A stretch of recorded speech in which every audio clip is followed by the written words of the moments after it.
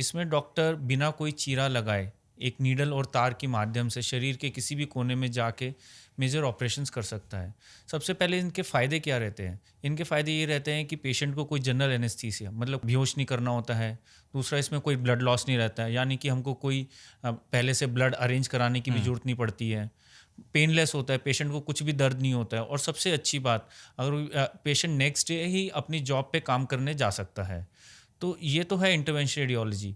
अब intervention radiology में इसी प्रकार की काफ़ी टाइप्स की सर्जरी होती हैं। मैं उस पर आऊँगा। हाँ जी। मुझे ये बताइए, जैसे किसी की एंजियोप्लास्टी होती है, हाँ जी। ये उस तरह की तकनीक है या जो कैथेटर यूज़ होता है उस तरह की तकनीक है? क्योंकि आप कह रहे हैं कि ओपन सर्जरी नहीं होती है। हाँ जी। और तो हमारे यहाँ लेप्रोस्कोपिक सर्जरी तो होती है, उससे कितनी अलग है ये? तो ये जैसे आपने कहा कि एंजियोप्लास्टी होती है, एंजियोग्राफी होती है, ये उसी की तरह बिल्कुल होती है जैसे जो हार्ट में जो एक पैर के रास्ते से एक नीडल और तार लेके जाके एंजियोप्लास्टी कर देते हैं। हमारा भी एकदम सिमिलर पैटर्न है कि हम पैर के रास्ते से तार लेके जाते हैं और तार के साथ साथ हमारे पास डिफरेंट डिफरेंट टाइप्स के औजार होते हैं जिससे हम ये सर्जरी कर देते हैं। और दूसरी बात रही बात ये लैप्रोस्कोपी से क्या डिफरेंस है कि लैप्रोस्कोपी में तो हम पेट में एक सर्जरी मतलब कि एक होल बनाते हैं, but in case intervention radiology में कोई होल नहीं होता है। पिन होल सर्जरीज में क्या होता है कि एक नीडल के माध्यम से तार लेके जाते हैं जिसकी वजह से कोई स्कार नहीं रहता है। That's how it is differentiated from laparoscopy surgeries. और आप बता रहे थे कि कितने टाइप की होती है, वो समझाइए। ये जो इंटरवेंशन रेडियोलॉजी है इसके काफ़ी टाइप्स की सर्जरीज होती हैं। जो मोस्ट कॉमनली हम देखते हैं कि जैसे ब्रोंकियल आर्टरी एम्बोलाइजेशन, इसमें क्या रहता है कि पेशेंट को अगर टीबी है या फिर और किसी कारण से मुंह से खून आ रहा है, तो उन पेशेंट्स में हम वही पैर के रास्ते से तार लेके जाते हैं और जो भी खून की नाड़ी होती है हम उसमें जाके दाने दाने छोड़ देते हैं जिसकी वजह से वो खून की नाड़ी बंद हो जाती है और पेशेंट को मुंह से ब्लीडिंग आनी बंद हो जाती है। इसकी वजह से पेशेंट मेजर सर्जरी के लिए बच जाता है और पेशेंट को टाइम मिल जाता है एंटीबायोटिक से रिकवर होने का।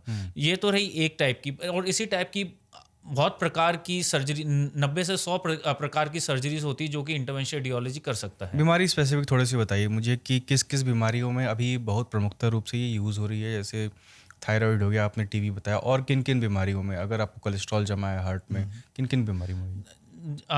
जो सबसे पहले तो आज के टाइम में सबसे ज़्यादा जो हमारे पास जिस चीज़ के पेशेंट रहते हैं वो है वेरिकोज वेन।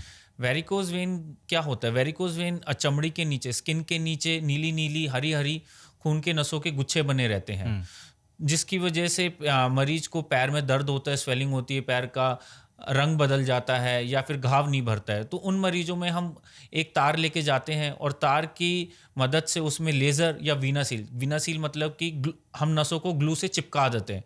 इन दो तकनीकों से मरीज का उपचार हो जाता है, मरीज की बीमारी का। तीसरा जो आईआर में जो सबसे ज़्यादा रोल आ रहा है वो है कैंसर के मामले में। कैंसर में जो होता है, सबसे पहले तो जो इंटरवेंशन रेडियोलॉजिस्ट का जो कैंसर में रोल रहता है कि हमको पता करना होता है कि भाई ये कैंसर है या नहीं है। वो कैंसर हम कैसे पता करते हैं? एक नीडल में बायोप्सी गन अटैच होती है। It is 90% it is a OPD procedure. Patient आओ कराओ घर जाओ। उसमें हम नीडल के थ्रू जो भी एक गांठ होती है शरीर में, हम उस गांठ का हम धागे जैसे टुकड़े लेके आते हैं और वो आगे जांच के लिए जाते हैं, जिससे हमें पता लगता है कि वो कैंसर है या नहीं है। जब वो जब वो कंफर्म हो जाता है cancer, so it is a team work. एक मेडिकल ऑन्कोलॉजिस्ट, इंटरवेंशन रेडियोलॉजिस्ट और ऑन्को सर्जन के साथ मिलके अगर लगता है कि इंटरवेंशन रेडियोलॉजिस्ट, जैसे कॉमनली लीवर कैंसर में पेशेंट को पीलिया हो रहा है या फिर हिपैटोसेलुलर कार्सिनोमा जो कि लीवर में एक कैंसर होता है, अगर उसके लिए हमको पहले क्या होता था कि जनरली हम एक कीमोथेरेपी देते थे, तो कीमोथेरेपी के अलग बहुत साइड इफेक्ट्स होते थे। बट इंटरवेंशन रेडियोलॉजी क्या करता है, और टारगेटेड हो गई है। और टारगेटेड थेरेपी मतलब वही एंजियोग्राफी के रास्ते से लेके जाके वहीं पे जहाँ पे कैंसर है उसी की खून की नसों में दवाई छोड़ता है, जिसकी वजह से पेशेंट को साइड इफेक्ट्स भी काफ़ी कम रहते हैं।